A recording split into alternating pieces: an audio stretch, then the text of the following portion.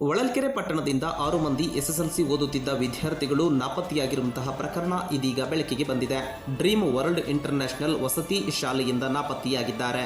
ಚಿತ್ರದುರ್ಗ ಜಿಲ್ಲೆಯ ಹೊಳಲ್ಕೆರೆ ಪಟ್ಟಣದಲ್ಲಿ ಈ ಒಂದು ಘಟನೆ ನಡೆದಿದೆ.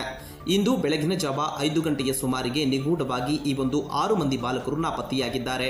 ಪಾಡಿಗಟ್ಟೆ ಗ್ರಾಮದ ಯಶಸ್, ಟಿ ಎಮ್ಮಿಗನೂರು ಗ್ರಾಮದ ಶ್ರೇಯಸ್, ಆಲೇನಹಳ್ಳಿ ಗ್ರಾಮದ ತರುಣ್, ರಾಮಗಿರಿ ಗ್ರಾಮದ ಸಿದ್ಧಾರ್ಥ್, ಕಸವನಹಳ್ಳಿ ಗ್ರಾಮದ ಮನು, ನಂದನವಸೂರು ಗ್ರಾಮದ ಧನುಷ್ ನಾಪತ್ತೆಯಾದಂತಹ 6 ಮಂದಿ ವಿದ್ಯಾರ್ಥಿಗಳು ಹೊಳಲ್ಕೆರೆ ಪಟ್ಟಣದ ವಸತಿ ಶಾಲೆಯಲ್ಲಿ 10ನೇ ತರಗತಿ ಓದುತ್ತಿದ್ದರು. ರೈಲಿನ ಮೂಲಕ ಪ್ರಯಾಣ ಮಾಡಿರುವಂತಹ ಶಂಕೆಯನ್ನು ಕೂಡ ವ್ಯಕ್ತಪಡಿಸಲಾಗಿದ್ದು, ಎಲ್ಲ ಕಡೆಗಳಲ್ಲೂ ಕೂಡ ಇದೀಗ ಪೊಲೀಸರು ಹುಡುಕಾಟವನ್ನು ಕೂಡ ಆರಂಭಿಸಿದ್ದಾರೆ. ರೈಲ್ವೆ ನಿಲ್ದಾಣ, ಬಸ್ ನಿಲ್ದಾಣ ಸೇರಿದಂತೆ ಹಲವು ಕಡೆಗಳಲ್ಲಿ ಈಗಾಗಲೇ ಹುಡುಕಾಟ ಆರಂಭಿಸಿದ್ದಾರೆ.